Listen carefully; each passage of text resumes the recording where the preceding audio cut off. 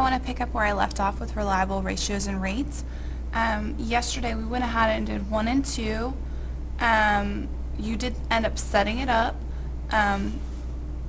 So we're going to go ahead and go to 3. Number 3 says Casey spent $46.20 on 12 gallons of gasoline. What is the price of 1 gallon of gasoline? So the first thing that we're going to do is we're going to go ahead and set up our proportion.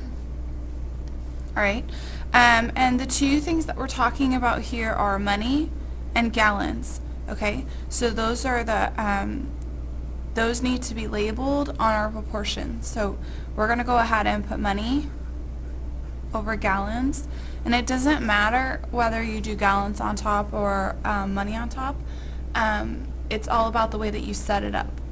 Okay, so if I put money here, I need to put money here, gallons here. Okay, let's go ahead and label and put them in according to what they need to be. So Casey spent $46.20 on 12 gallons of gasoline. Okay, so I know that this is money, so I'm going to go ahead and next to the money I'm going to write how much. Okay, so she spent $46.20 on 12 gallons. What is the price of 1 gallon? So here I have money and gallons labeled, and it shows me that it gives me the 1 gallon. So I'm going to go ahead and put in 1 here. Okay, so now I know. If you need this box to help you, go ahead and do it.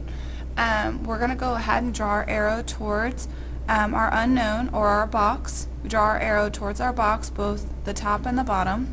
Okay, now yesterday towards the end of the day, the students and I were able to figure out another way to look at the arrow.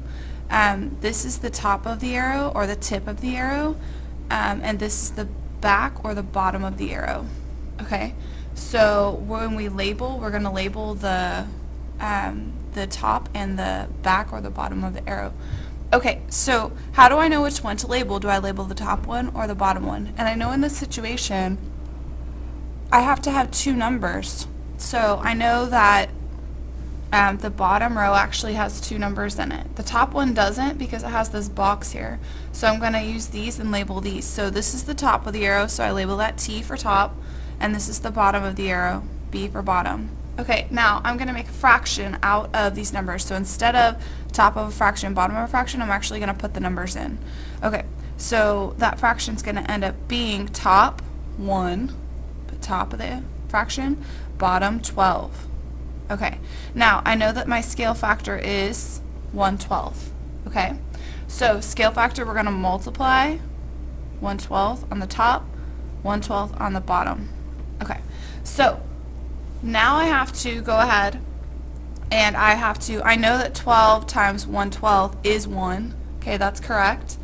But I have to go ahead and multiply this out so I can find my answer.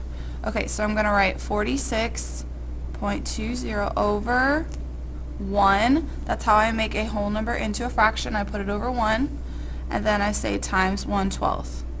And then I multiply straight across, and I end up getting this. Okay, now I know that I have to divide by 12. So I have to take this number and divide it by 12. So I'm going to do the math over here. I'm going to bring my decimal point up to the top of the house. Then 12 can go into 46 3 times. 12 times 3 is 36. It gives me 10, and I bring down the 2. Okay.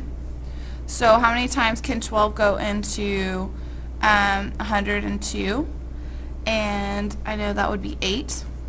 And 12 times 8 gives me, 12 times 8 gives me, if you need to do your math off to the side, I'm a strong advocate of doing that, so that way you get the correct answer. That would be 96. So if you want to just do your math up on the top, 96, you end up subtracting, and 102 minus 96 is of course 6, and bring down the 0, and then your final number would be 5.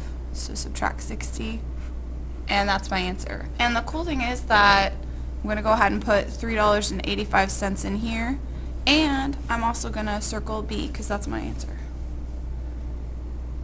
Okay, let's go to 4. Let's go to 4. It says a pet survey found that the ratio of dogs to cats is 2 to 5.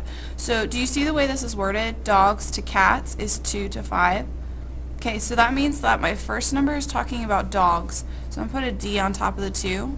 And the second number is talking about cats. Okay, so I'm going to set up my proportion box before I even look at my answer choices.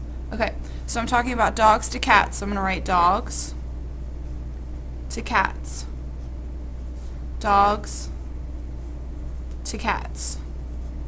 Okay, so that means dogs are 2, so I'm going to put that number next to the dogs, 2, and cats are 5. Okay, it says which proportion shows the number of dogs if the number of cats is 140. So it says cats is 140. So if you look over here on the side, where would I put the 140? On the bottom with the cats or the top with the dogs? So it says cats 140, so I know to put 140 right here. Okay, so obviously I have to solve it. I'm going to put my box here. I know that I draw my arrows in the direction of my empty box because I'm trying to figure it out. I'm going to go ahead and label the ones that have 2 numbers next to each other. These are 2 numbers next to each other. This is the tip, and this is the back, or the top and the bottom. So I label top, bottom of the arrow. I'm going to make a fraction. The top is 140, the bottom is 5. So I'm going to go ahead. It's going to be 140 divided by 5, so I have to do that math. 140 divided by 5. 5 can go into 1 0 times. But 5 can go into 14 2 times. And then I bring down the 4, bring down the 0, and 5 can go into 40 8 times. So I know that my scale factor is what? 140 divided by 5, which gives me 28. Okay, so I'm multiplying times 28 both times. Now, my final answer is going to be multiplying 2 times 28. So 28 times 2 is going to give me 56. Okay? And then of course I'm just going to go ahead and match it with the correct answer choices over here, and I know that I can eliminate all of them except one, which is D. Alright, so go ahead and start working on the back. You have 9 questions and I did 4 with you. So